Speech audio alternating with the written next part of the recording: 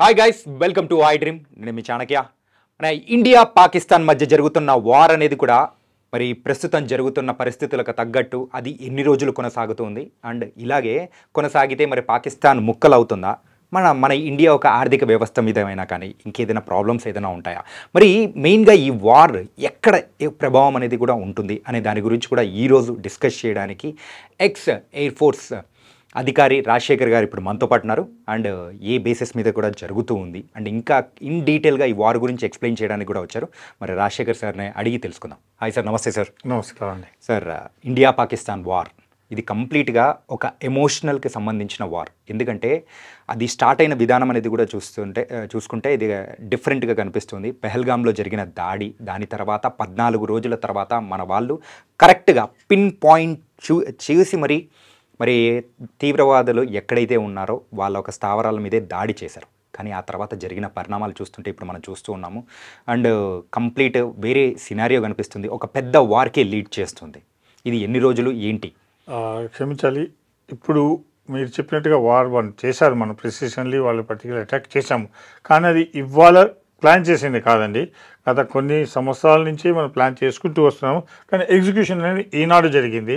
వాళ్ళు 1947 ఇన్ఫ్యాక్ట్ వాళ్ళు ఎప్పుడైతే పాకిస్తాన్ వాళ్ళకి సెపరేట్గా కంట్రీ అయ్యిందో ఆనాటి నుంచి వాళ్ళకి మన పట్ల ద్వేషభావం అనేది వాళ్ళకు ఉంది. అండ్ వాళ్ళ కంట్రీలో ఉన్న ప్రతి ఒక్కరికి కూడా వాళ్ళు అదే నేర్పిస్తారు. ఇండియా ఇది అవర్ ఎనిమి, హిందుస్థాన్ హమారా దుష్మన్ అని చెప్తూ వాళ్ళ పిల్లల్ని పెంచుకుంటూ వచ్చారు. వాళ్ళు పెహల్గాంలో చేసింది అనేది ఒక చిన్న ఎక్సర్సైజ్. కానీ అంతకుముందే ఎన్ని వార్స్ జరిగినాయి, ఎన్ని యుద్ధాలు జరిగినాయి, ఎన్ని ప్రాక్సీ వార్స్ జరిగినాయి, ఇవన్నీ మనకు చూసుకుంటూ పోతుంటే కనుక పాకిస్తాన్ మనకి ఖచ్చితంగా మన శత్రువే, ఎంత కాదన్నా కూడా. కానీ మన దేశం యొక్క శక్తియుక్తుల ముందు వాళ్ళు ఏమాత్రం తగరు. అండ్ సెకండ్ థింగ్, మీరు చెప్పినట్టు ఇప్పుడు పెహల్గాం తర్వాత చేద్దాం అంటున్నారు కదా, అది ఏం లేదండి. వాళ్ళు ఎంతవరకు కూడా ఏమి చేయలేరు పాకిస్తాన్ వాళ్ళు. మనకేంటంటే ఇప్పుడు చిన్నగా కబడ్డీ అంటే ముందుకెళ్తా వెనకెళ్తా, అలాగే పాకిస్తాన్ వాళ్ళు కూడా చేస్తున్నారు. దానివల్ల మనకు వచ్చే నష్టం అంటూ లేదు. కానీ మీరు చెప్పిన emotional, its one type of blackmail the Indians అనమాట. And at the same time trying to say that మీరేం పీకలేరు, మీరేం చేయలేరు అని చెప్పి అన్ని కొంచెం దాని అంటారు మన సహనాన్ని పరీక్షిస్తూ ప్రతిసారి ఎగ్జాక్ట్లీ. అండ్ సెకండ్ థింగ్, అది అందువల్ల మనం ఏంటంటే వాళ్ళ రెచ్చగొడితే రెచ్చిపోకూడదు. మన సహనాన్ని మనం పెట్టుకోవాలి. ఎందుకంటే భారతదేశం మన ఎంతవరకు కూడా calm and quiet. Okay, so keeping that in to what is a mind, మనం ఏం చేయాలంటే కనుక ఎంతవరకు కూడా చేయనివ్వండి. వాడు ఏం చేస్తాడు, కొట్టనివ్వండి. ఎంతవరకు కొడతాడు, ఏం చేసుకుని వాడి శక్తి అయిపోతుంది. అప్పుడు మనం అటాక్ చేస్తాం ఒకసారిగా. కానీ ఎంతవరకు కూడా సార్, మీరు చెప్పిన ఎకనామికల్ పాయింట్ ఆఫ్ వ్యూలో చూసుకుంటే కనుక ఏ దేశమైనా సరే యుద్ధం చేసింది అంటే చాలా నష్టపోతారు.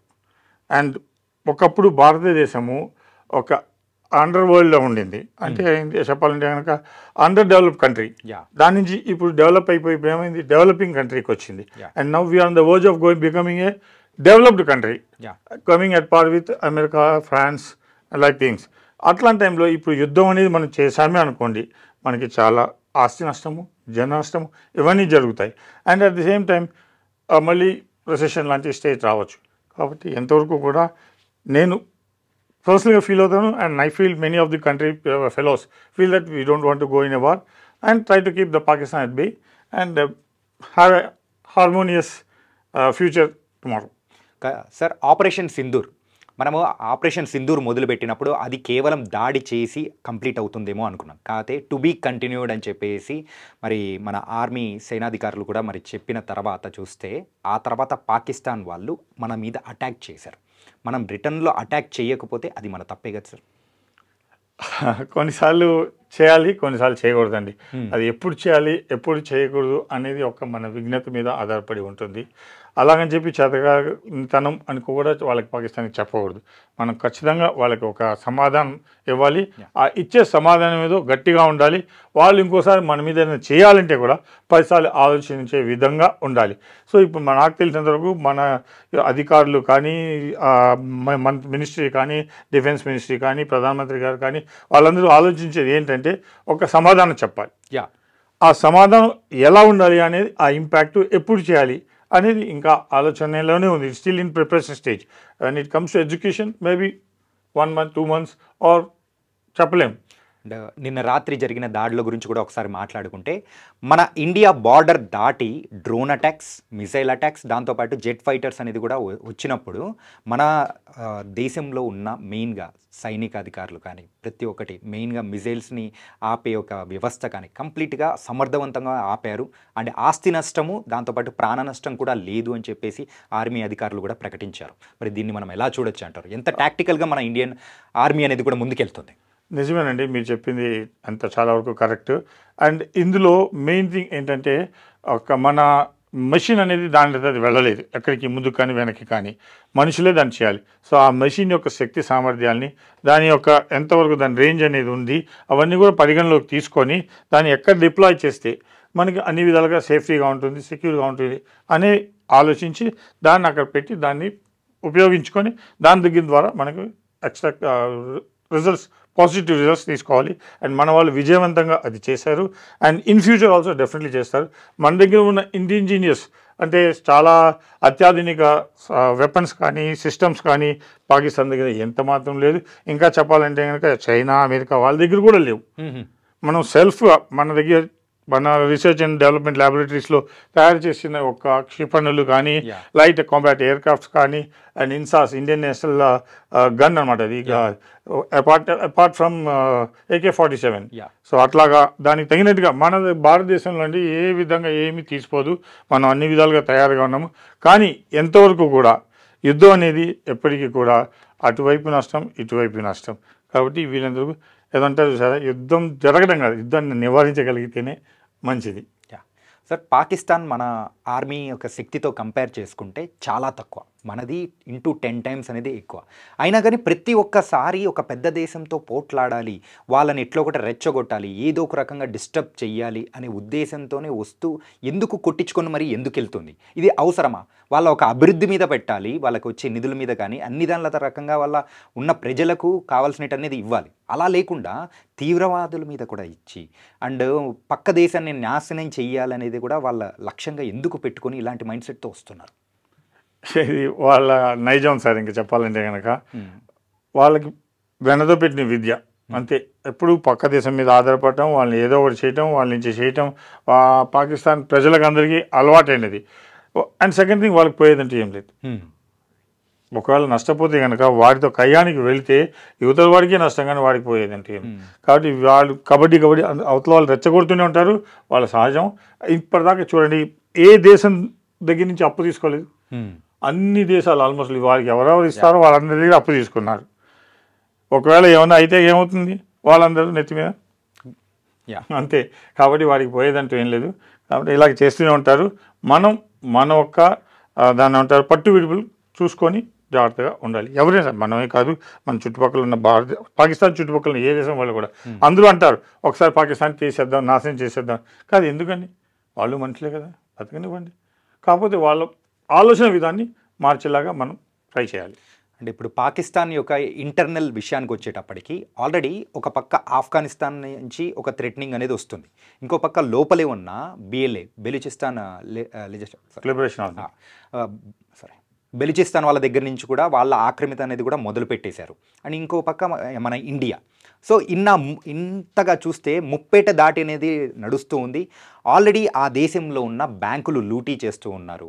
అండ్ ఆర్థిక వ్యవస్థ కానీ కంప్లీట్గా అస్తవ్యస్తమైపోయింది. ఏంటి అంటే తొందరలో పాకిస్తాన్ ముక్కలైపోయే అవకాశాలు ఏమైనా కనిపిస్తున్నాయి అనుకోవచ్చా? ఒక రకంగా చూస్తే అనుకోవచ్చండి.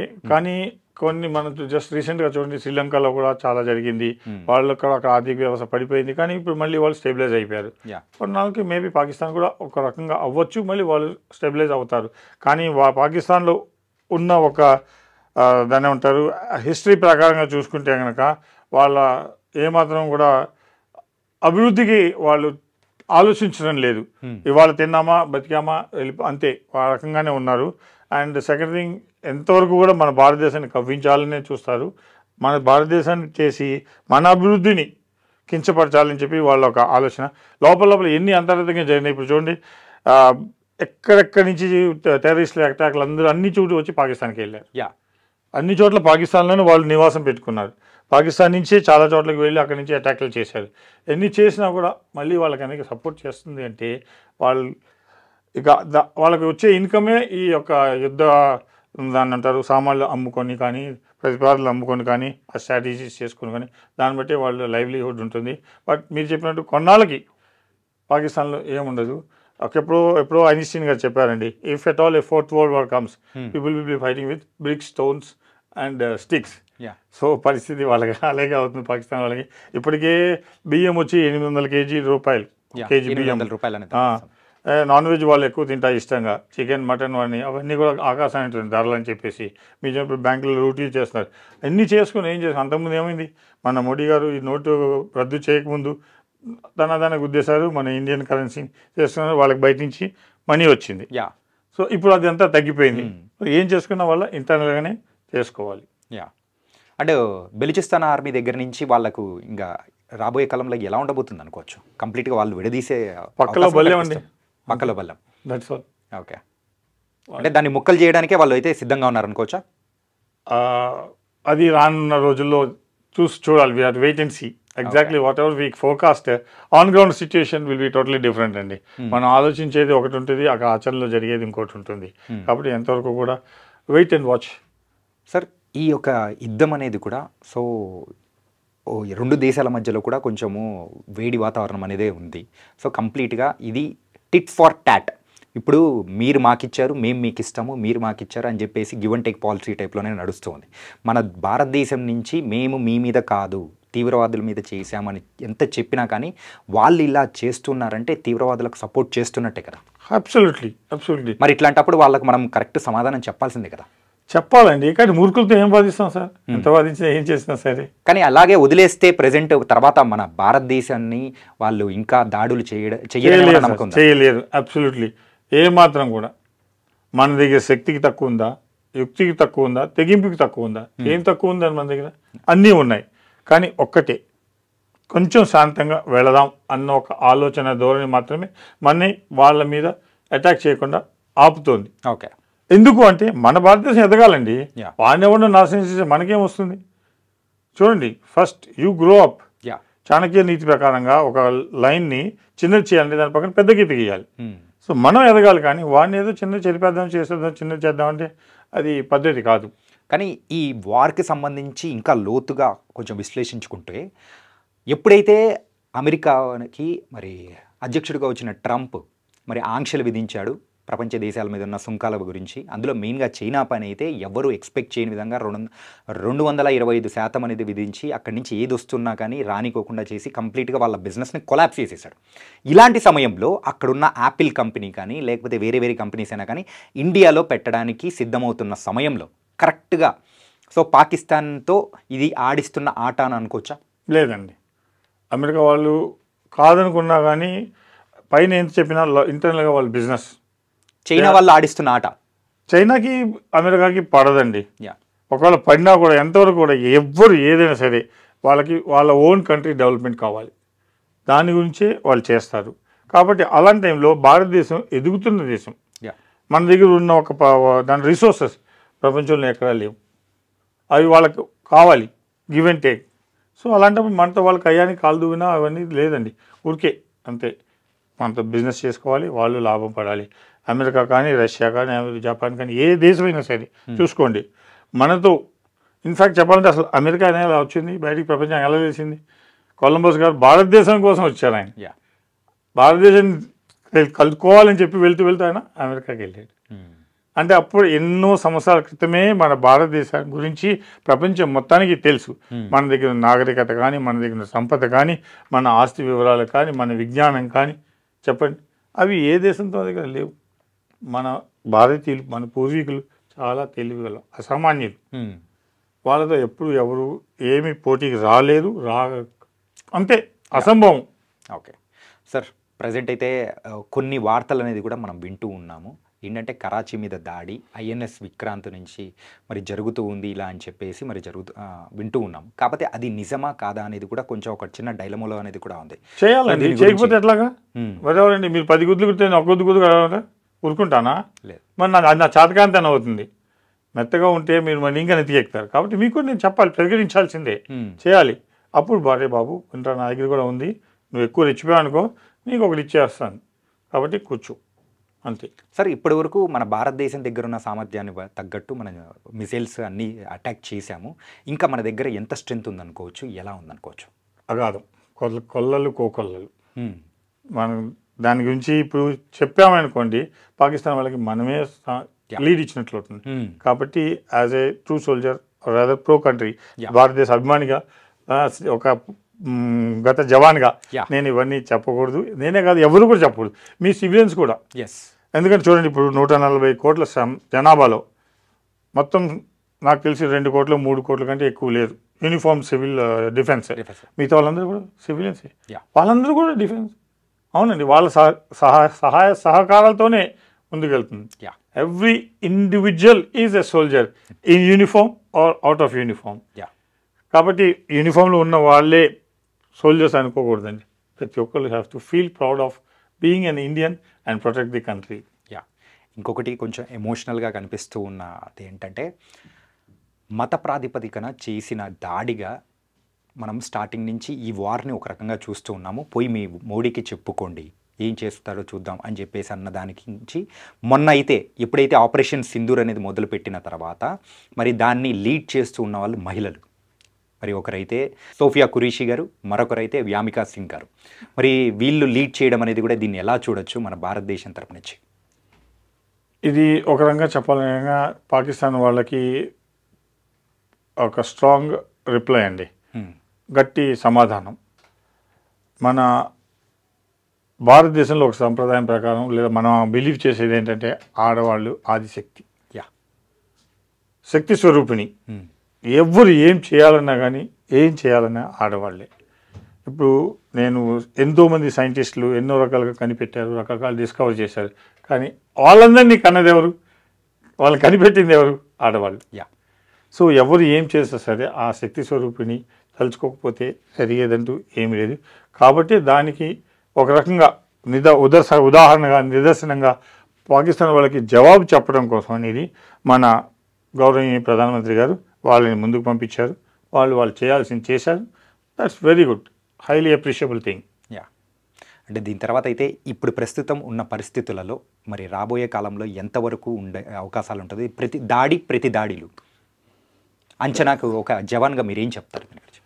సార్, జవాబు అంటే ఇవ్వవలసిందేనండి ఖచ్చితంగా. దాడికి ప్రతి దాడి చేయాలి, కానీ ఇలా దాడి ప్రతి దాడి చేసుకుంటూ పోతే ఒక రాదండి, ఏమాత్రం కూడా దానికి అక్కడ పరిష్కారం అనేది కుదరదు. కాబట్టి ఎంతవరకు కూడా వెయిట్ కొన్నాళ్ళు వెయిట్ చేద్దామండి. వాడు ఏం చేస్తారు చేయనివ్వండి, చేసి వాడి శక్తియుక్తులన్నీ కూడా మనం పూర్తి అవగాహన చేసుకొని అప్పుడు చేయొచ్చు. మనం 14 రోజుల తర్వాత చేసాం, కలకం అయిన తర్వాత. ఎందుకు చేసాం? ఈలోపు స్టడీ చేసాం, మనకు ఆల్రెడీ తెలుసు అవి ఎక్కడెక్కడ ఉన్నాయో. కానీ ఆ ఖాళీ ప్లేసెస్లో కాదు కదా, వాళ్ళ మనుషులు కూడా ఉండాలి అక్కడ, అప్పుడే వాళ్ళకి తెలుస్తుంది.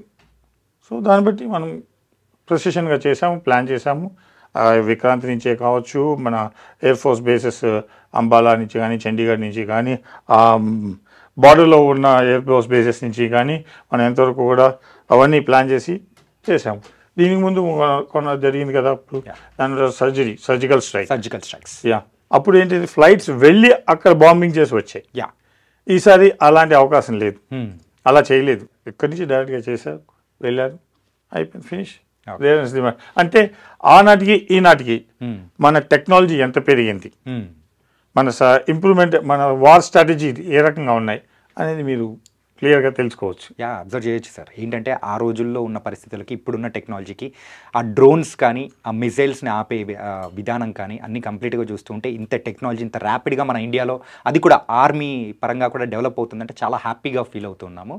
అంటే సార్, ప్రస్తుతం ఉన్న పరిస్థితుల్లో ఓన్లీ బార్డర్లో ఉన్న నగరాలు కానీ, అక్కడున్న పొజిషన్ అంటే అక్కడున్న వాళ్ళే భయపడాలా, లేకపోతే మిగతా నగరాల వాళ్ళు కూడా టార్గెట్ అవుతాయి? ఎవరు భయపడక్కర్లేదండి, ఎవరు భయపడక్కర్లేదు. కానీ కొన్ని నగరాలు మాత్రం కొంచెం అలర్ట్లో ఉన్నాయి అని చెప్పేసి కూడా అంటూ ఉన్నారు. అది దగ్గరలో ఉన్నప్పుడు ఎప్పుడైనా సరే ఒక బాంబు పేలిందంటే దాని చుట్టుపక్కల దాని ఇంపాక్ట్ అనేది ఉంటుంది. అట్లాగే సెకండ్ థింగ్ దగ్గరగా పేలిందని చూసుకుంటారు. కానీ మనం ఎందుకు భయపడాలండి? ఎవరి కోసం భయపడాలి? మన జీవితం మనకుంది. సో పాకిస్తాన్ వాళ్ళకి అది భయపడితే మనం వెనకడుగు వేస్తాం. ఓకే, ధైర్యంగా ఉంటేనే అడుగు ముందుకేస్తాం. కాబట్టి మనం ఎప్పుడు ముందుకే వెళ్ళాలి. అండ్ సెకండ్ థింగ్, మనం భయాన్ని వాళ్ళు క్యాపిటలైజ్ చేసుకుంటారు. యా సో కాబట్టి ఎప్పుడు కూడా మనం భయపడుతున్నాము అనేది వాళ్ళకి తెలియనివ్వరాదు, అవసరం లేదు. So nothing to worry. అది కాకపోతే ఏంటంటే ఏదైనా సరే prevention is better than cure. Right. రోగం వచ్చిన తర్వాత మందులు వేసుకోవడం కన్నా కూడా రోగం రాకుండానే చూసుకోవాలి. కాబట్టి మనం ఎంతో కూడా వాడికి సమాధానం చెప్తూనే ఉండాలి.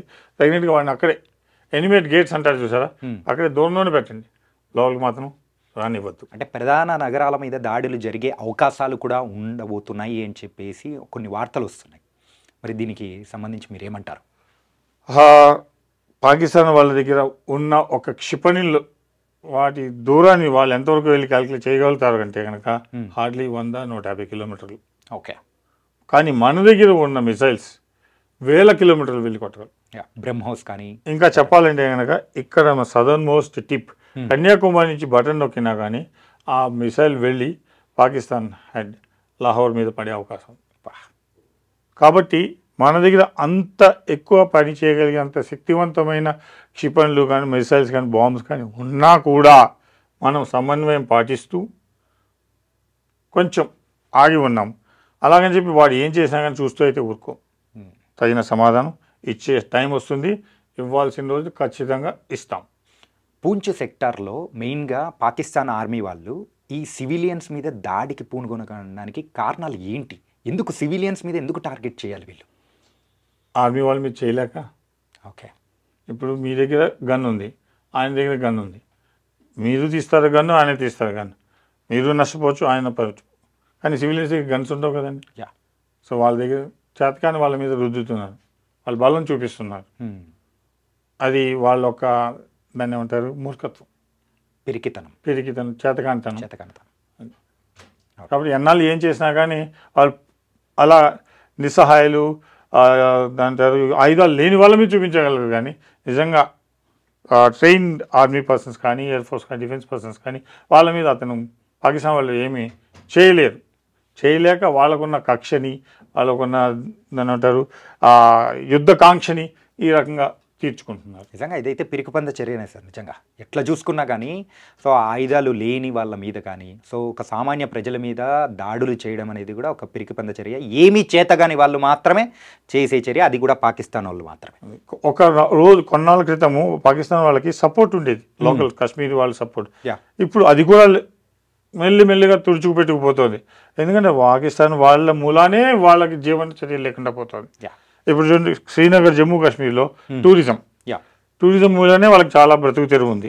ఎన్ని యాపిల్ చెట్లు ఉన్నా కానీ, ఇంకొక కుంకుమ పువ్వులు ఉన్నా, ఏం చేసినా కానీ అవన్నీ బయటికి వెళ్ళాలి అంటే కనుక మీకు మార్గాలు కరెక్ట్గా ఉండాలి కదండి. బిజినెస్ ట్రేడ్ రిలేషన్స్ ఉంటేనే కదా ఎవరైనా ఏమైనా చేయగలుగుతారు. అండ్ హార్వెస్ట్ చేయడానికి కూడా మీకు తగిన వాతావరణం ఉండాలి.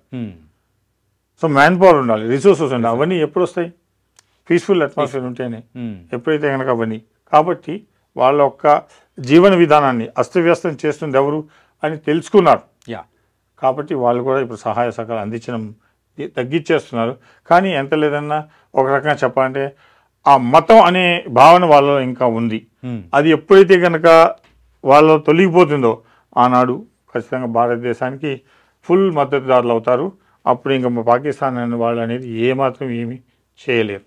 సార్, మన ఇంటర్వ్యూ స్టార్టింగ్ టైంలో మీరు చెప్పారు ఏంటంటే ఈ యుద్ధం అనేది కూడా ఇప్పటి నుంచి కాదు, 1947 ఎప్పుడైతే వేర్పాటు అయిందో అప్పటి నుంచి జరుగుతూ ఉంది అని చెప్పి. అవునండి. ఆ రోజు నుంచి కూడా జరుగుతున్నది ఏంటంటే POJK, సో ఆక్రమిత కాశ్మీర్ కోసము. సో మెయిన్గా అది ఎప్పుడు మన ఇండియా చేస్తుంది కూడా, అది మనమే ఇచ్చాం వాళ్ళకి, మనమే ఇచ్చిన అవకాశం మనదే. సార్ ఇప్పుడు మళ్ళీ మన దాన్ని మనం తీసుకునే అవకాశాలు ఏమన్నా ఉంటాయంటారా ఇప్పుడున్న సందర్భాలు? అంతే కదండి. ఇప్పుడు తల్లిదండ్రులు పిల్లలకి గిఫ్ట్ ఇస్తారు, వాళ్ళు సరిగ్గా చూసుకోలేదనుకోండి, ఎప్పుడైనా వెనక్కి తీసుకునే అధికారం తల్లిదండ్రులకు ఉంది. ఓకే, మన దగ్గర నుంచి వెళ్ళినవాడు పిల్లోడు అండి, వాడు ఏనాడైనా మనం తీసుకోవచ్చు వెనక్కి. వాడు ఇష్టపూర్వకంగా ఇస్తారా? ఇవ్వడు, ఒకసారి తీసుకుంటారు. కాబట్టి తీసుకునే పద్ధతిలో తీసుకోవాల్సినప్పుడు ఖచ్చితంగా తీసుకుంటాం. We will take back. Definitely. దాని గురించి కూడా ప్రతి ఒక్క భారతీయుడు ఎదురు చూస్తున్నారు. అండ్ ఇంకొకసారి పాకిస్తాన్ మన మీద కనుచూపు చూడాలన్నా కానీ భయపడేటట్టు ఈసారి ఉన్న ప్రభుత్వం చేస్తుందని మనస్ఫూర్తిగా కోరుకుంటాను సార్. ఖచ్చితంగా సార్, గ్యారంటీ. ఎందుకంటే నేను ఎప్పుడు పాలిటిక్స్కి సపోర్ట్ చేయను, కానీ ఉన్నంత వరకు కూడా మన ఈ గవర్నమెంట్ భారతదేశ అభివృద్ధికి వికాసానికే చేస్తుంది. గత 12 ఏళ్ళు ఎప్పుడైతే వాళ్ళు బీజేపీ వాళ్ళ గవర్నమెంట్లోకి వచ్చారో ఆనాటి నుంచి మీరు చూసుకుంటే ఎన్నో ఐఐటీలు, ఎన్నో విశ్వవిద్యాలయాలు, ఎన్నో రోడ్లు, ఎక్కడెక్కడో రైల్వే స్టేషన్స్, ఎన్నో ఇంప్రూవ్మెంట్ జరిగినాయి. ఇవన్నీ అంతకుముందు వాళ్ళు చేయలేదా? చేద్దామని ఆలోచనలో ఉన్నా కానీ ఆచరణ మాత్రం చేయలేదు. కానీ ఈ గవర్నమెంట్ వాళ్ళు చేశారు, చూపించారు.